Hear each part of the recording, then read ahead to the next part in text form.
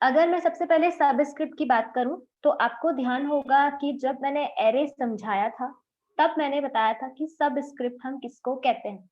काफी स्टूडेंट्स को subscript exactly क्या होता है इसके बारे में कोई नॉलेज नहीं होती है। तो सिंपल अगर मैं सबस्क्रिप्ट की बात करूं, यहाँ पर सबस्क्रिप्ट का मतलब क्या है कि सिंपल ऐसा ऑपरेटर जो कि एरे के साथ में यूज में आता है और एरे के एलिमेंट्स को एक्सेस करने का काम करता है, इसको कि हम सबस्क्रिप्ट ऑपरेटर कहते हैं। ठीक है। अब यहाँ पर हम सबस्क्रिप्ट ऑपरेटर को एरे के साथ यूज ना करके किसी ऑब्जेक्ट के साथ में यूज करेंगे। ठीक है, जरूरी नहीं कि वो ऑब्जेक्ट क्या हो, एक एरे के फॉर्मेट में हो, एक एरे के फॉर्म में हो।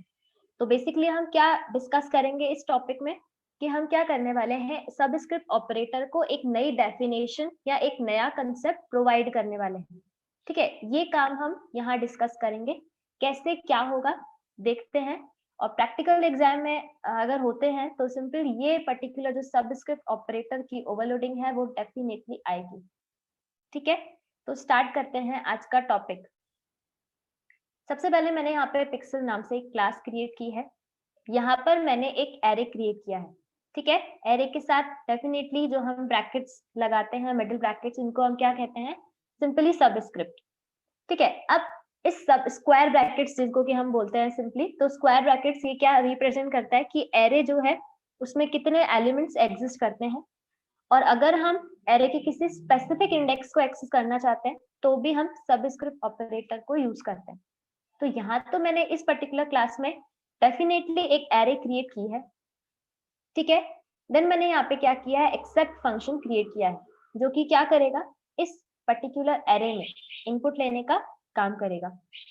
ठीक है, और इसी स्पेसिफिक क्लास में मैंने शो फंक्शन भी क्रिएट किया है जो कि इनपुट लेने के बाद यहाँ पर जो हमने प्री डिफाइंड डेटा टाइप की एरे क्रिएट की है उसको क्या करेगा, डिस्प्ले करने का काम करेगा। ठीक है, अब बात करते हैं आगे की कंसेप्ट की।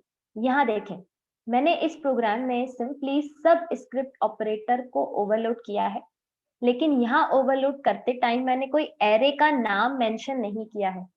तो अब एग्जैक्टली इस कंसेप्ट में क्या हो रहा है इसको हम समझते हैं सिंपल मेन से। ठीक है, कि जब अगर हम बात करें मेन की तो देखिए मेन में किस तरीके से यहाँ पे एग्जीक्यूट हो रहा है, एग्जीक्यूशन हो रहा है। मैंने पिक्सल क्लास का P1 नाम से एक ऑब्जेक्ट क्रिएट किया है। ठीक है, इस पर्टिकुलर ऑब्जेक्ट का क्या मीनिंग रहेगा यहाँ पर, इस ऑब्जेक्ट के साथ में जब भी ये ऑब्जेक्ट क्रिएट होगा पिक्सल क्लास का तो डेफिनेटली यहाँ पे कंस्ट्रक्टर कॉल होगा।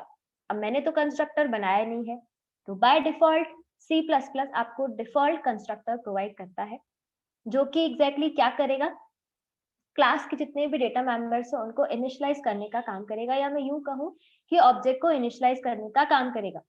ठीक है, लेकिन यहाँ पर तो कोई कंस्ट्रक्टर क्रिएटेड नहीं है तो डिफॉल्ट कंस्ट्रक्टर ऑटोमेटिकली कॉल होगा जिसका एग्जैक्ट कोई रोल यहाँ पर नहीं रहता, लेकिन फिर भी वो कॉल होता है। ठीक है, अब इस केस में जो हमारे पास में P1 नाम से ऑब्जेक्ट क्रिएट हुआ है वो सिंपल ऑब्जेक्ट के अंदर अगर मैं उस पर्टिकुलर ऑब्जेक्ट की बात करूं तो उसका जो डेटा मेंबर होगा वो क्या होगा, एक एरे। ठीक है, अभी तक हम देखते थे कि P जो ऑब्जेक्ट क्रिएट होता था या P1 जिस नाम से भी क्रिएट होता था उसका डेटा मेंबर एक नॉर्मल वेरिएबल होता था, इंटीजर डेटा टाइप का या सिंपल किसी भी डेटा टाइप का एक डेटा मेंबर होता था। लेकिन यहाँ पर क्योंकि सिंपली क्या हुआ है, एक ऑब्जेक्ट हमने क्रिएट किया है और ऑब्जेक्ट जो है वो सिंपल उस क्लास को बिलोंग कर रहा है, प्लस उस क्लास में जो डेटा मेंबर है वो क्या है, एग्जैक्टली एक एरे है। तो अब सिंपली P1 ब्लॉक की अगर मैं बात करूं तो इस P1 ब्लॉक में सिंपल जो हमारे पास में डेटा मेंबर होगा वो क्या होगी, एक एरे।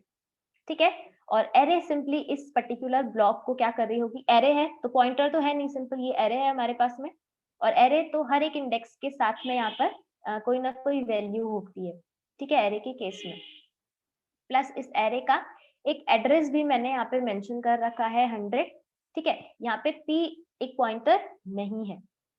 अब देन मैंने क्या किया है, मैंने यहाँ पे डिटेल्स को एंटर करने के लिए सिंपल एक मैसेज दिया, देन P1.accept फंक्शन को कॉल किया। ठीक है, अब इस ऑब्जेक्ट के साथ जब हम एक्सेप्ट फंक्शन को कॉल करेंगे तो क्या होगा, सिंपली जो हमारे पास में P1 ऑब्जेक्ट था उसका डेटा मेंबर क्या है P, और P क्या है, एक एरे। तो एरे के हर एक इंडेक्स पर इनपुट लिया जाएगा। देखें कुछ इस तरीके से, ये देखें यहाँ पर सिंपली एक्सेप्ट फंक्शन कॉल होगा। अब ये एक्सेप्ट फंक्शन कौन से ऑब्जेक्ट ने कॉल किया था, ये कॉल किया सिंपली P1 ऑब्जेक्ट ने। तो अब ये डेटा मेंबर किसको बिलोंग कर रहा है, कौन से ऑब्जेक्ट को बिलोंग कर रहा है, P1 ऑब्जेक्ट को। ठीक है, तो P1 ऑब्जेक्ट के हर एक इंडेक्स में वैल्यू का इनपुट लिया जाएगा। ठीक है, लेट्स से मैंने वैल्यूज जो इनपुट ली वो थी 12, 35, 36, 45 और 60। ये कुछ वैल्यूज का मैंने अलग अलग इंडेक्सेस पे इनपुट लिया। ठीक है, अब इसके बाद मैंने उनको शो करवा दिया। तो देखिए सिंपल, अगर इस पर्टिकुलर कंसेप्ट की बात करें, यहाँ पर वैल्यूज हम कुछ भी कंसिडर कर सकते हैं। लेट्स से कि यहाँ पर 12 और इन्हीं को ही कंसिडर कर लेते हैं, 35, 36 और 45 और लास्ट है हमारे पास में 60 वैल्यू। ये इनपुट लिया मैंने, हर एक इंडेक्स का नंबर भी मैंने यहाँ पे शो करवाया है। ठीक है, इस तरीके से। अब अगर मैं बात करूं सिंपली शो फंक्शन की, तो शो फंक्शन क्या करेगा, इन वैल्यूज को डिस्प्ले करेगा। ठीक है, तो लेट्स से कि ये वैल्यूज जो हैं वो कुछ इस तरीके से डिस्प्ले हो जाएंगी हमारे पास में। ठीक है, और शो फंक्शन भी यही काम कर रहा था, वैल्यूज को डिस्प्ले ही करवा रहा था। तो देखें यहाँ पर ये वैल्यूज जो हैं वो कुछ इस तरीके से सिंपल डिस्प्ले हो जाएगी अलग अलग रो में। ठीक है, अब नेक्स्ट क्या है इस पर्टिकुलर प्रोग्राम में, नेक्स्ट हमारे पास में जो इंपॉर्टेंट कंसेप्ट है वो ये है कि हम क्या कर रहे हैं, सिंपली सबस्क्रिप्ट ऑपरेटर को ओवरलोड कर रहे हैं।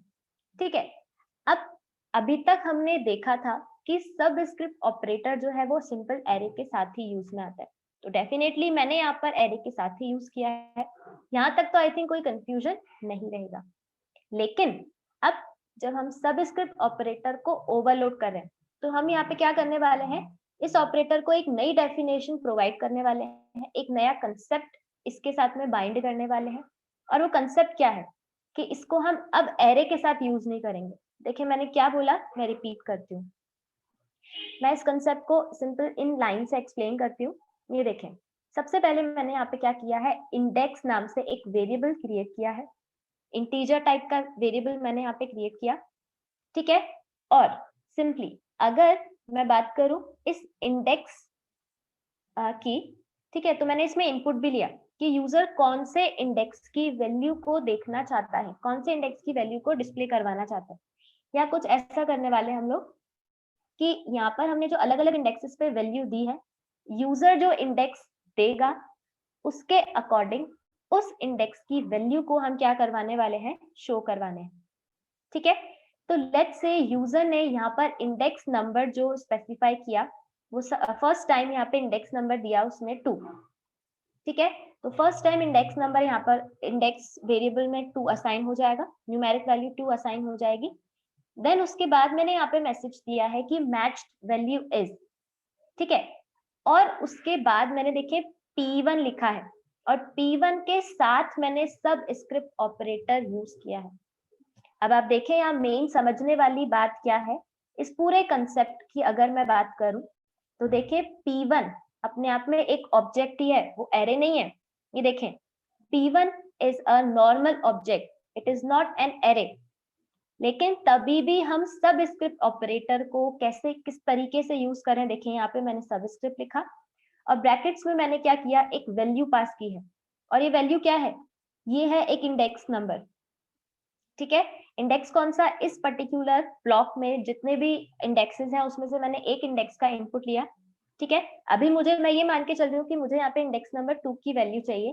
ठीक है, और अब क्या होगा, जैसे ही यहाँ पर इंडेक्स में 2 असाइन होगा तो मैंने यहाँ पे P1 के साथ में इंडेक्स वेरिएबल को एज अ आर्ग्यूमेंट पास किया।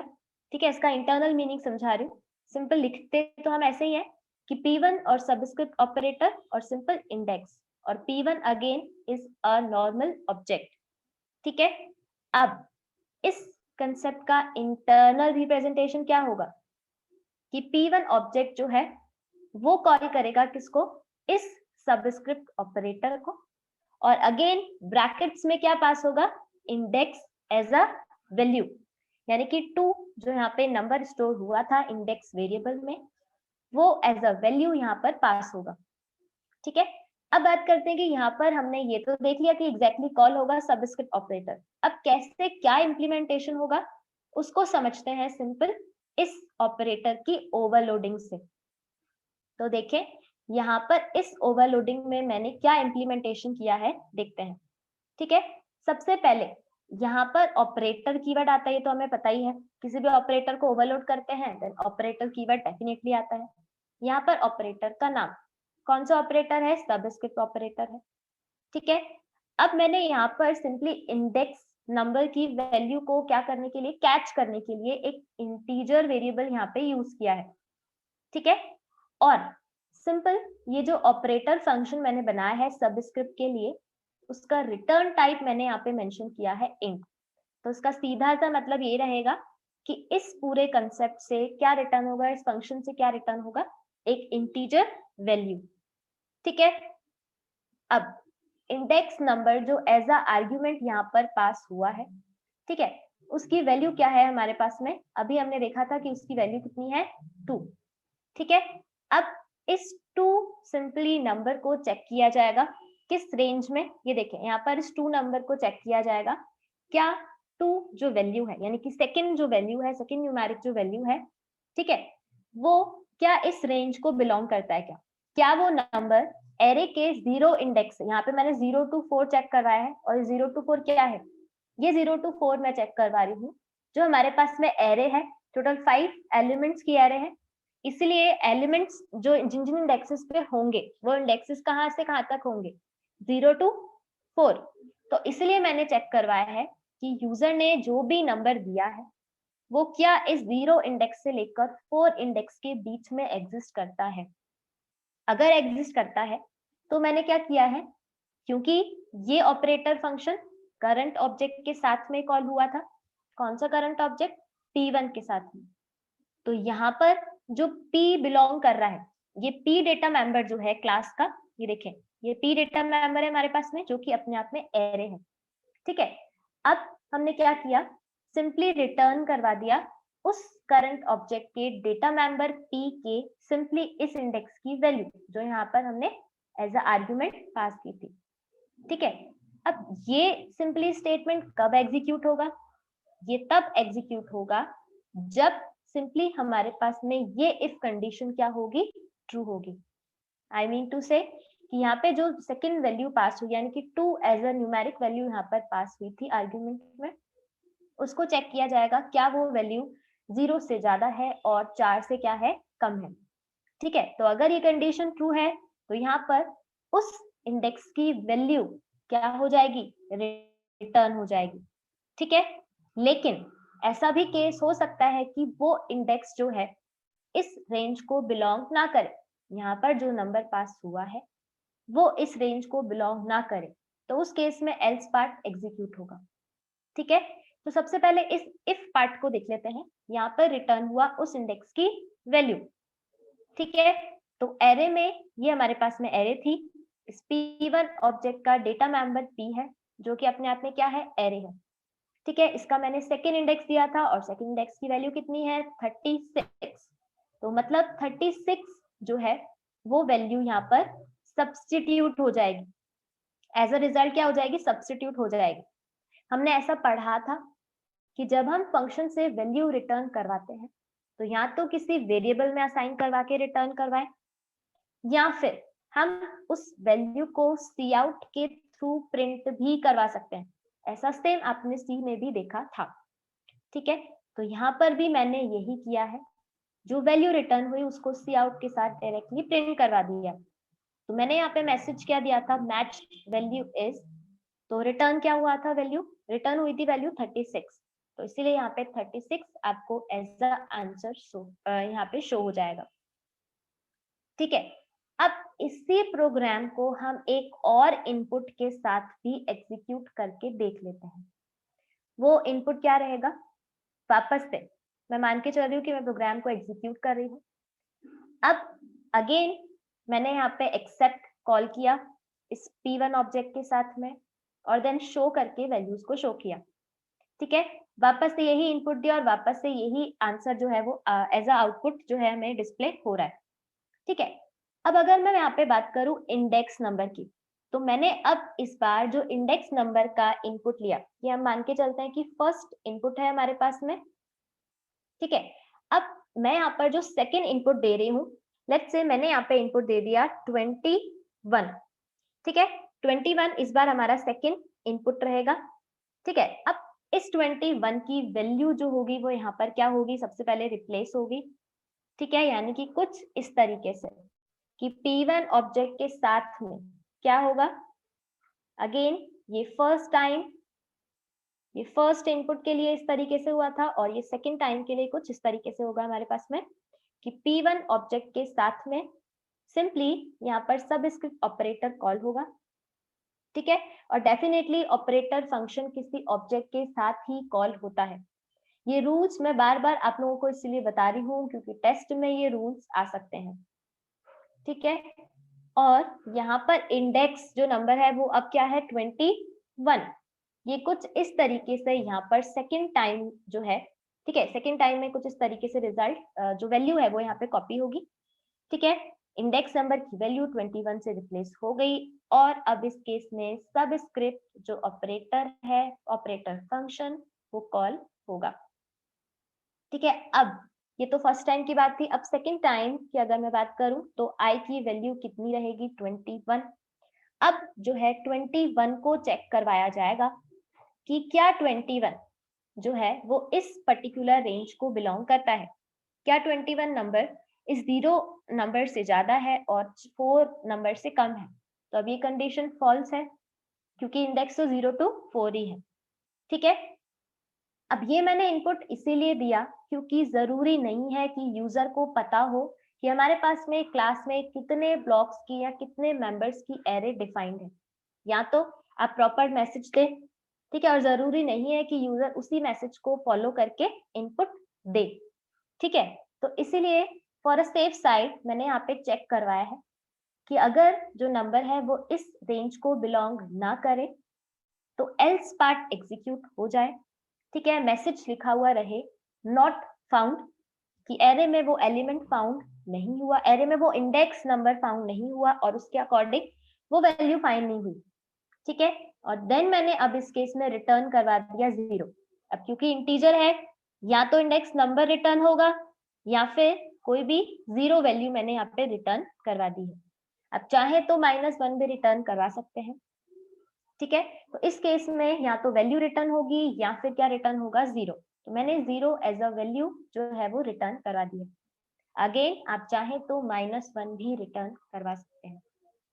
ठीक है, तो फिर मैंने यहाँ पे क्या किया है, अगेन जब वैल्यू रिटर्न होगी 0, ठीक है, तो 0 जो वैल्यू है वो अगेन यहाँ पे सब्स्टिट्यूट हो जाएगी। तो देखें यहाँ पे रिजल्ट जो है 21 जब मैं वैल्यू का इनपुट लूंगी उसके अकॉर्डिंग मैसेज क्या आया, नॉट फाउंड, और मैच्ड वैल्यू क्या रहेगी यहाँ पे 0, क्योंकि कोई वैल्यू मैच ही नहीं हुई। ठीक है, तो इस तरीके से हम सबस्क्रिप्ट ऑपरेटर को एक नई डेफिनेशन या एक नया मीनिंग प्रोवाइड कर सकते हैं। अब नया मीनिंग क्या रहा कि हमने एक सिंपल ऑब्जेक्ट के साथ में सबस्क्रिप्ट ऑपरेटर को ओवरलोड किया, यूज किया। ठीक है, ये तो उसका पहला यहाँ पे यूज अभी हमने देखा, और सेकेंड यूज क्या है वो मैं अभी एक्सप्लेन करती हूँ। बट उससे पहले यहाँ तक अगर कोई डाउट हो तो पूछ लीजिए।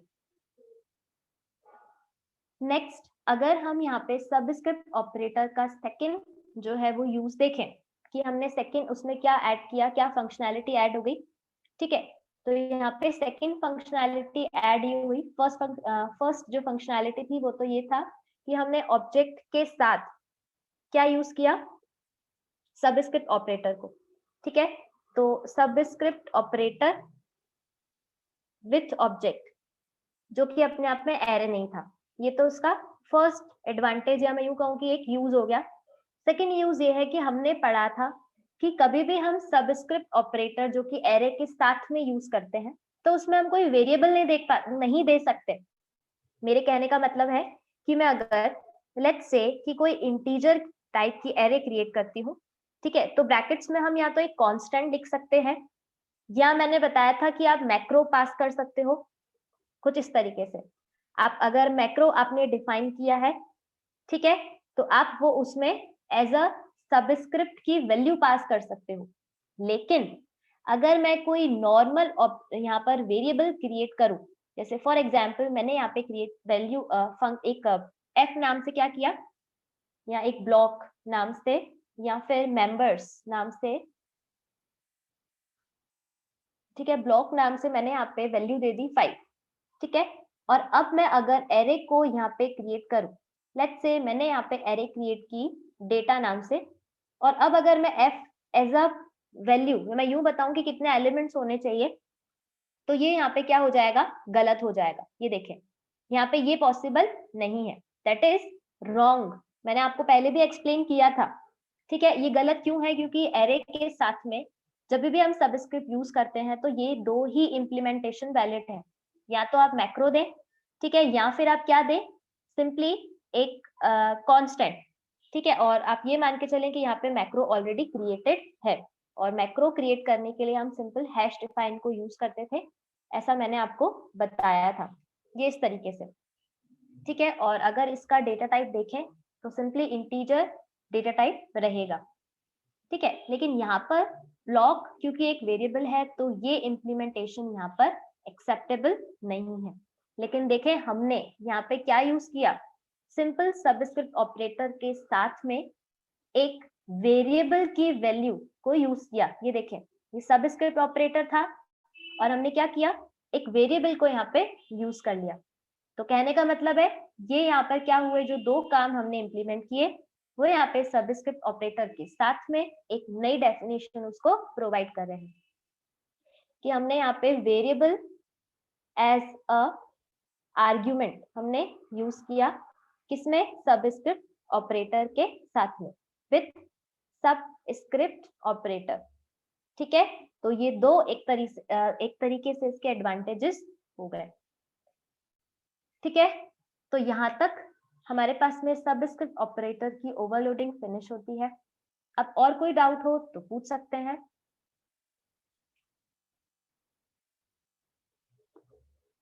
हम चाहें तो सबस्क्रिप्ट ऑपरेटर की ओवरलोडिंग में स्ट्रिंग आर्ग्यूमेंट भी पास कर सकते हैं।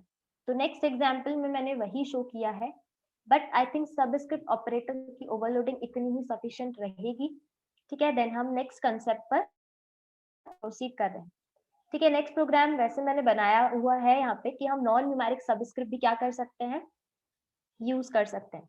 और इस एग्जाम्पल में मैं यही आपको शो करना चाह रही थी कि सिंपली हमारे पास में ये कुछ ब्लॉक में मेंबर्स रहेंगे, ठीक है। मैंने कोर्स और आईडी का इनपुट लिया था यूजर से, मैं जो कोर्स इनपुट दूं, ठीक है, उसके अकॉर्डिंग आईडी डिस्प्ले हो जाए, ठीक है। तो कोर्स क्या है, एक स्ट्रिंग। तो मैंने इस प्रोग्राम में यही शो किया था कि सिंपली मैं स्ट्रिंग एज अ आर्ग्यूमेंट जो है वो सबस्क्रिप्ट ऑपरेटर में क्या कर सकती हूँ, यूज कर सकती हूँ, ठीक है। लेकिन आई थिंक एक जो उसका एग्जाम्पल है वो सफिशिएंट रहेगा, हमने इंटीजर के साथ में सबस्क्रिप्ट ऑपरेटर को यूज किया। ये एग्जाम्पल मैं आप लोगों को सेंड कर दूंगी, एक बार आप लोग देखिएगा, फिर हम इसको बाद में डिस्कस कर लेंगे, ठीक है। अगर आपको लगता है कि ये डिस्कस करना चाहिए तो देख लेंगे हम इस प्रोग्राम को। देन इसके बाद अगर मैं बात करूं सिंपली नेक्स्ट प्रोग्राम की, तो नेक्स्ट जो हमारे पास में कंसेप्ट है वो है प्लस प्लस ऑपरेटर की ओवरलोडिंग। लेकिन इस बार ये ओवरलोडिंग मैंने सिंपल इंटीजर वेरिएबल के साथ में परफॉर्म ना करके एक कैरेक्टर डेटा टाइप के साथ में यूज की है। तो अब इसका सीधा सा मतलब ये रहा कि जरूरी नहीं है कि ऑपरेटर ओवरलोडिंग हमेशा इंटीजर वैल्यूज पर ही परफॉर्म किया जाए। आप चाहें तो कैरेक्टर डेटा टाइप के जो वेरिएबल्स हैं उन पर भी ये काम कर सकते हैं, ठीक है। तो देखें मैंने यहाँ पर सिंपली एक क्लास क्रिएट की है, और इस पर्टिकुलर क्लास में मैंने यहाँ पर जो ए नाम की क्लास क्रिएट की है, ठीक है। और जो डेटा मेंबर है वो है कैरेक्टर टाइप का, ठीक है। कैरेक्टर टाइप का एक वेरिएबल मैंने यहाँ पे क्रिएट किया है, और इस क्लास का सिंपली एक कंस्ट्रक्टर भी क्या किया है, क्रिएट किया है, ठीक है। वन आर्ग्यूमेंट वाला कंस्ट्रक्टर क्रिएट किया है, और इसके अकॉर्डिंग वैल्यू को शो करवाने के लिए शो फंक्शन, और आफ्टर दैट ऑपरेटर जो है वो प्लस प्लस मैंने ओवरलोड किया है। अब ये जो ओवरलोडेड ऑपरेटर है ये इस बार इस कैरेक्टर डेटा टाइप पर काम कर रहा है, ठीक है, उस पर काम करेगा। तो देखिए कैसे इम्प्लीमेंट होगा इसको समझ लेते हैं, बट यहाँ तक अगर किसी को कोई डाउट हो तो पूछ लीजिए। अब देखें यहाँ पर क्या किया है, सबसे पहले मैंने मेन फंक्शन से इस पर्टिकुलर क्लास का एक ऑब्जेक्ट A1 नाम से क्रिएट किया है, ठीक है। अब इस पर्टिकुलर ऑब्जेक्ट को क्रिएट करने के साथ ही मैंने बताया था कंस्ट्रक्टर कॉल होगा, तो A1 नाम का ऑब्जेक्ट क्रिएट हुआ, तो 1 आर्ग्यूमेंट पास किया, तो 1 आर्ग्यूमेंट कंस्ट्रक्टर यहाँ पे कॉल होगा, ठीक है। और जैसे ही कंस्ट्रक्टर कॉल होगा तो यहाँ पर वैल्यू A1 में तो क्या साइन हो जाएगी, सिंपल, अगर मैं A1 की वैल्यू की बात करूं तो ये वैल्यू क्या रहेगी, E, ठीक है। अब इसके बाद इसका क्या मतलब रहा कि जिस ऑब्जेक्ट के साथ में ये कंस्ट्रक्टर कॉल हुआ है उस पर्टिकुलर वेरिएबल में भी ये उस पर्टिकुलर ऑब्जेक्ट के डेटा मेंबर में भी यही वैल्यू क्या हो जाएगी, कॉपी हो जाएगी, ठीक है। देन इसके बाद नेक्स्ट अगर मैं बात करूं तो देखिए A1 यहाँ पर एक ऑब्जेक्ट है और इसके साथ मैंने प्लस प्लस ऑपरेटर को क्या किया है, यूज किया है। तो अब क्योंकि फ्रेंड फंक्शन तो हमने यूज किया ही नहीं है, तो अगर इस स्टेटमेंट का इंटरनल रिप्रेजेंटेशन मैं आपको बताऊं तो क्या रहेगा कि A1 ऑब्जेक्ट कॉल कर रहा है कौन से ऑपरेटर फंक्शन को, प्लस प्लस ऑपरेटर फंक्शन को, यानी कि कुछ इस तरीके से। ऑब्जेक्ट के साथ हमने देखा भी था कि जब भी कोई फंक्शन कॉल होता है तो हमेशा डॉट लगा के ही कॉल होता है, तो इस स्टेटमेंट का इंटरनल रिप्रेजेंटेशन कुछ ऐसा आप समझ सकते हैं कि A1 ऑब्जेक्ट कॉल कर रहा है इस ऑपरेटर फंक्शन को, और फंक्शन है इसीलिए ब्रैकेट्स तो यहाँ पर आएंगे ही आएंगे, ठीक है।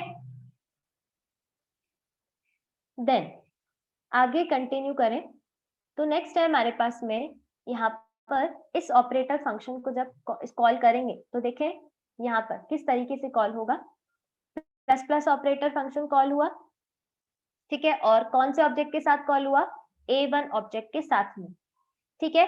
और A1 ऑब्जेक्ट के डेटा मेंबर की वैल्यू अभी क्या है, यहाँ पर है हमारे पास में A1 का जो हमारे पास में A नाम का डेटा मेंबर है उसकी वैल्यू है E, ठीक है। तो अब क्या होगा, प्लस प्लस ऑपरेटर फंक्शन में A में प्लस प्लस हो जाएगा, तो कहने का मतलब A की जो वैल्यू थी उसमें एक और एक वैल्यू का इंक्रीमेंट हो जाएगा। तो देखें अब सिंपली E के बाद जो नेक्स्ट अल्फाबेट होता है एग्जैक्टली क्या होगा, अस्काई वैल्यू में इंक्रीमेंट हुआ, ठीक है। तो या मैं यूं कहूं कि कैरेक्टर जो था अस्काई वैल्यू में इंप्लीमेंट होने के बाद जो नेक्स्ट कैरेक्टर बनता है वो क्या होगा, F। तो उसको शो करवाने के लिए मैंने क्या किया है, ऑब्जेक्ट के साथ में शो फंक्शन यहाँ पे यूज किया, ठीक है। और ये शो फंक्शन क्या करेगा, जो नेक्स्ट वैल्यू है, ठीक है, नेक्स्ट वैल्यू क्या रहेगी, A1 जो ऑब्जेक्ट था उसकी करंट वैल्यू थी E, और इसी को ही हमने प्लस प्लस कर दिया, कब, जब ये ऑपरेटर फंक्शन कॉल होगा, ठीक है।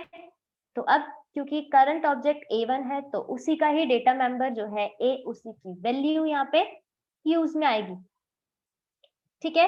तो उसकी वैल्यू कितनी थी, E, तो E में प्लस प्लस करने पर नेक्स्ट जो अल्फाबेट रहेगा, जो नेक्स्ट अल्फाबेट बनेगा वो क्या रहेगा, F।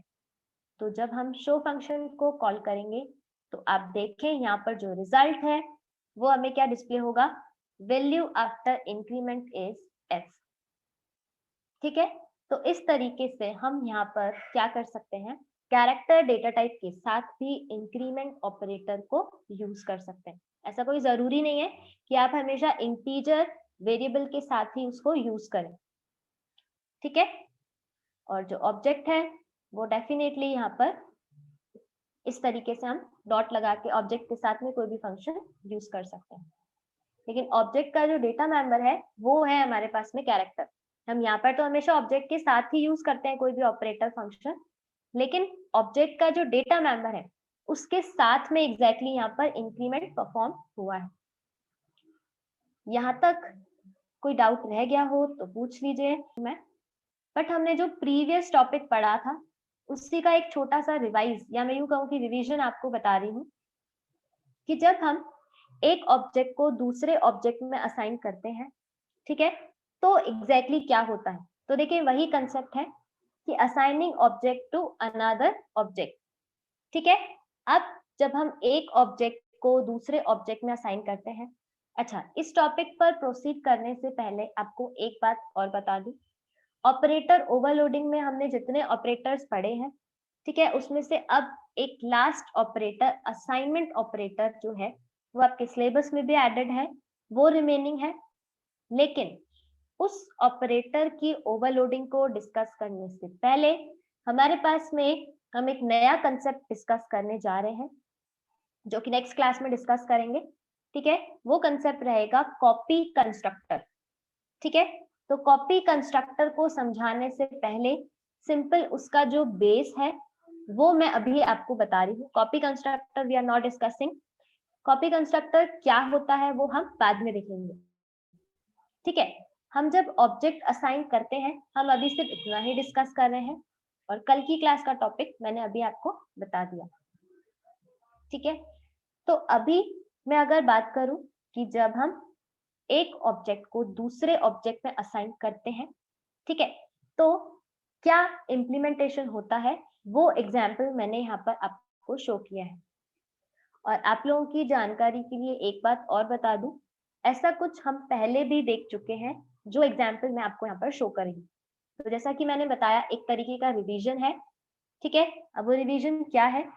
ये सेम प्रोग्राम हमने देखा था कि जब हम डायनेमिकली क्या करते हैं, सिंपल इम्प्लीमेंटेशन करते हैं, मतलब पॉइंटर हमने क्रिएट किया और पॉइंटर किसी ब्लॉक को क्या कर रहा है, पॉइंट कर रहा है, और ब्लॉक जो है वो सिंपली एक सीक्वेंशियल कलेक्शन है एलिमेंट्स का, और उस ब्लॉक का साइज क्या करते थे, हमने यूजर से इनपुट लेना सीखा था। ऐसा कुछ काम हमने पहले किया था, वही एसेट प्रोग्राम मैंने यहाँ पर दोबारा से शो किया है, लेकिन अब ये जो है कंसेप्ट एक नए कंसेप्ट के साथ में ऐड होकर मैं आपको एक्सप्लेन करूंगी, ठीक है।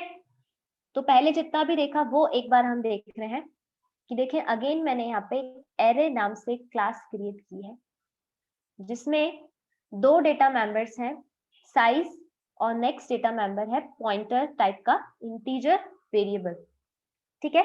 या मैं यूं कहूं कि इंटीजर टाइप का पॉइंटर मैंने यहाँ पे क्रिएट किया है, ठीक है। अब अगेन इस क्लास में मैंने कंस्ट्रक्टर्स क्रिएट किए हैं, तो अगर मैं साइज देती हूँ 3, तो 3 का ब्लॉक मेमोरी में क्रिएट होगा, और पॉइंटर को उस ब्लॉक का एड्रेस जो है वो असाइन होगा, ठीक है। और ऐसा कुछ हम पहले भी डिस्कस कर चुके हैं। कौन से टॉपिक में?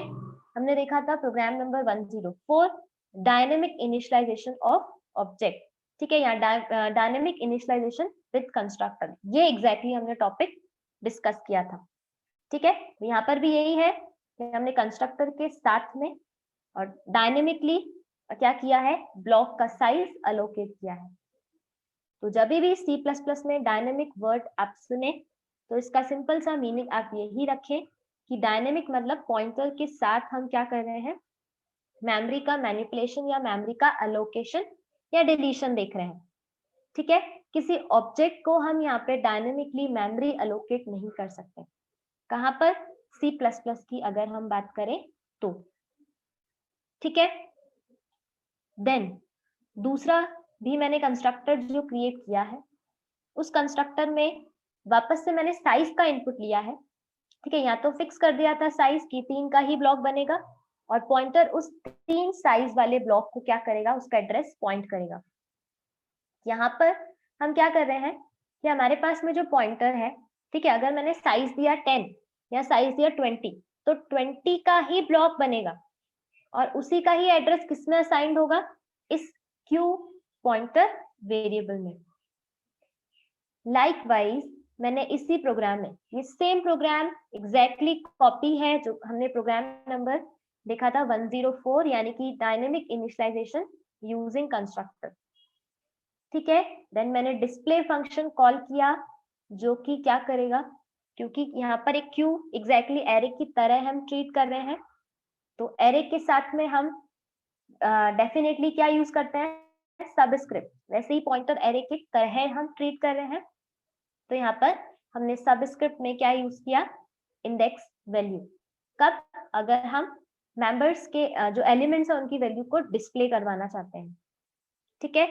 और डिस्प्ले करवाने से पहले मैंने क्या किया है, यहाँ पर एक्सेप्ट फंक्शन को कॉल किया है मेन में, लेकिन कॉल करने से पहले क्रिएट किया है। तो यहाँ पर जो डिस्प्ले फंक्शन क्रिएट किया है, ठीक है, वो क्यू जो हमारे पास में पॉइंटर एरे है, पॉइंटर है सिंपली नॉट एरे, तो उस पॉइंटर सिंपली जिस ब्लॉक को पॉइंट कर रहा होगा उस ब्लॉक में नंबर का इनपुट देने का काम करेगा, ठीक है। अब अगर मैं बात करूं सिंपली इस पर्टिकुलर प्रोग्राम के एग्जीक्यूशन की, तो सेम जैसा हमने प्रीवियस प्रोग्राम देखा था, यानी कि ये एग्जाम्पल जो मैंने आपको रिजेंबल करके बताया है जिस एग्जाम्पल से, वो एग्जाम्पल का इम्प्लीमेंटेशन भी कुछ ऐसे ही था। यहाँ पर भी हम क्या करते थे, लेट्स से कि मैंने D1 नाम से एक ऑब्जेक्ट क्रिएट किया, ठीक है, और ब्रैकेट्स में 5 एज अ वैल्यू पास की, ठीक है। देन क्या होगा वो हम नेक्स्ट क्लास में डिस्कस करेंगे। यहाँ तक अगर कोई डाउट हो तो पूछ लीजिए। और सेम प्रोग्राम जो हमने पहले देखा था इसी कंसेप्ट के रिगार्डिंग, वो आप लोग एक बार वापस से चेक कर लीजिएगा।